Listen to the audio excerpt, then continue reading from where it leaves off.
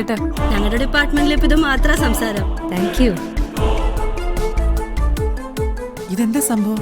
വഴിയിൽ വെച്ച് ആൾക്കാർ പറയുന്ന കേട്ടല്ലോ.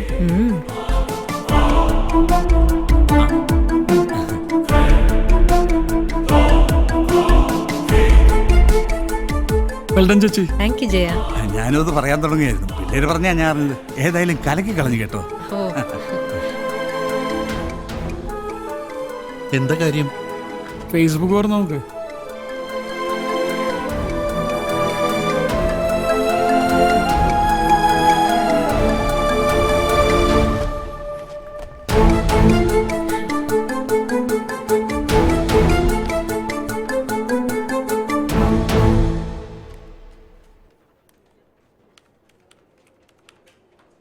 ഞാൻ നിരുപമ രാജീവ്, വയസ്സ് 36.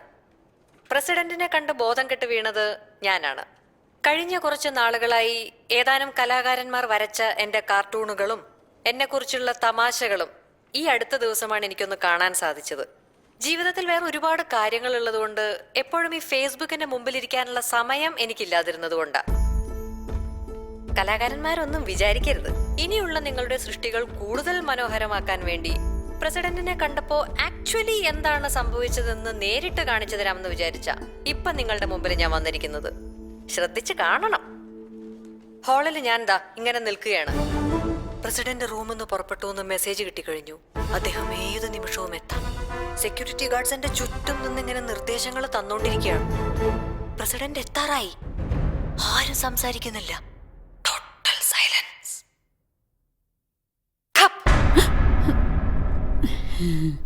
വാതിൽ തുറന്ന് സാക്ഷാൽ ഇന്ത്യൻ പ്രസിഡന്റ് മുറിയിലേക്ക് കയറി വരുന്നു.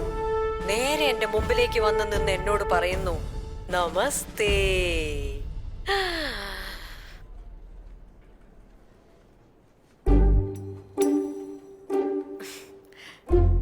സ്വന്തം മുറിയിലിരുന്ന് മാത്രം പ്രതികരിക്കാൻ ധൈര്യം കാണിക്കുന്ന കലാകാരന്മാരെ, കലാകാരികളെ, എന്റെ ഈ ജീവിതം കണ്ട് ദയവ് ചെയ്തൊന്ന് അസൂയപ്പെടൂ എന്നുറക്കെ കരയുന്ന യുവതീ യുവാക്കളെ, വീട്ടിലെ ബെഡ്റൂമും മക്കളുടെ മാർക്കും സ്വന്തം പ്രണയവും വരെ നാട്ടുകാരുടെ മുമ്പിൽ യാതൊരു എളുപ്പമില്ലാതെ തുറന്നു കാണിക്കുന്ന സഹോദരീ സഹോദരന്മാരെ ഞാൻ സ്വാഗതം ചെയ്തു കൊള്ളുകയാണ്.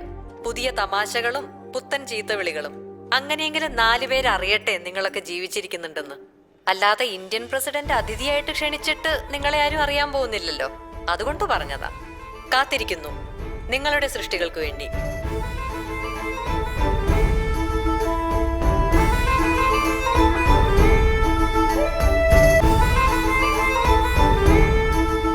സമ്മതിച്ചു മോളെ, ഒറ്റ ഇനി ഫാദർക്കില്ല.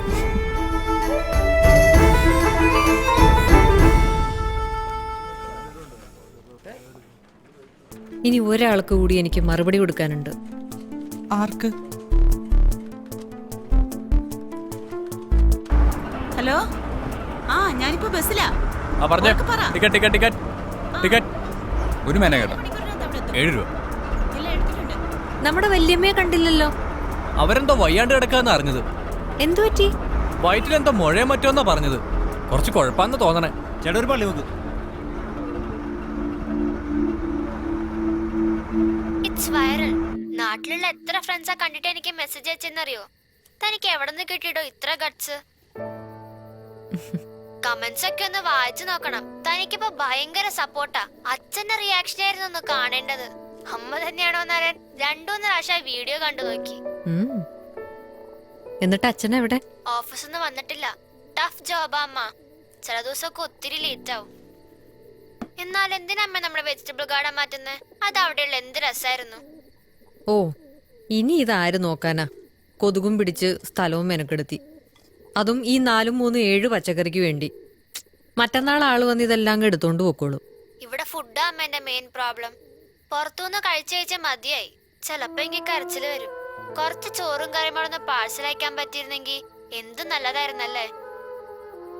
പാഴ്സലല്ല, ഞാൻ വരും അങ്ങോട്ട്.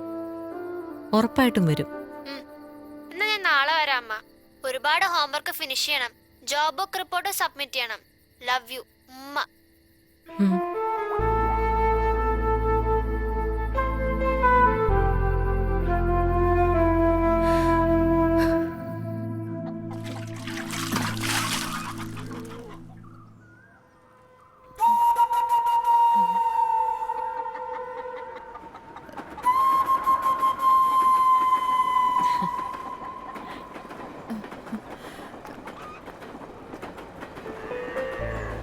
ഇവിടേക്ക് തന്നെ വന്നതാ.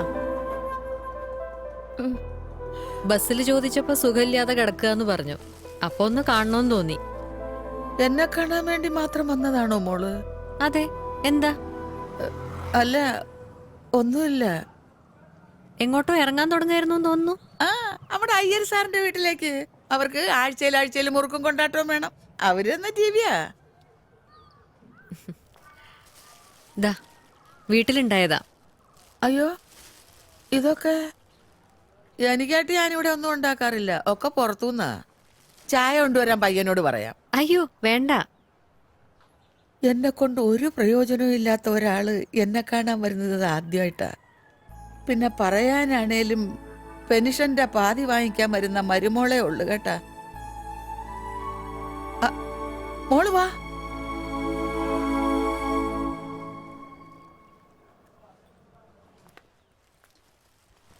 ആശുപത്രിയിലൊക്കെ പോകുന്നത്? ഓ, അതിനൊന്നും കുഴപ്പമില്ല. അത്യാവശ്യമൊക്കെ നടക്കാം. കൂട്ടു വേണമെങ്കിൽ പറയണം. ആശുപത്രി പോകാൻ കൂട്ടുവേണ്ട. പക്ഷേ ഇടയ്ക്ക് ഇതുപോലെ വരാമെങ്കിൽ വല്ലപ്പോഴും മതി. വേറൊന്നിനുമല്ല. ആരെങ്കിലും ഒക്കെ ഉണ്ടെന്നൊരു തോന്നൽ വേണം മോളെ മനുഷ്യന്മാർക്ക്.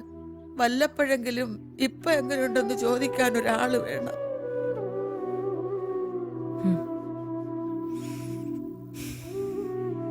എല്ലാ ദിവസവും തമ്മി കാണുമെങ്കിലും അങ്ങോട്ടും ഇങ്ങോട്ടും നമ്മൾ പേര് പോലും ചോദിച്ചിട്ടില്ല. ഒരു ദിവസം കണ്ടില്ലെങ്കിൽ കണ്ടില്ല, അത്രേ ഉള്ളൂ. അതിനപ്പുറം ആർക്കെവിടെ നേരം? എന്നിട്ടും മോൾ എനിക്ക് വേണ്ടി മാത്രം മാറ്റിവെച്ച ഈ സമയമുണ്ടല്ലോ, ഇനി എനിക്ക് എൻ്റെ ജീവനുള്ളിടത്തോളം കാലം ഓർത്തിരിക്കാനുള്ളതാ.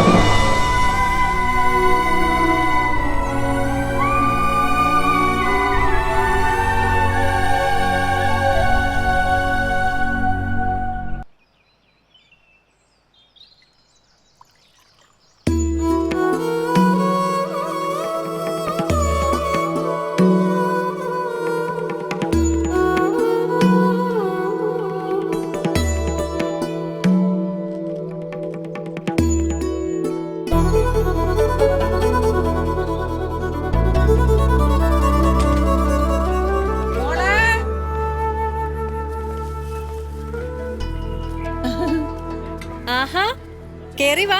അവരോട് പണി നിർത്താൻ പറ മോളെ. ഏ, അവരോടത് മാറ്റരുതെന്ന് പറ.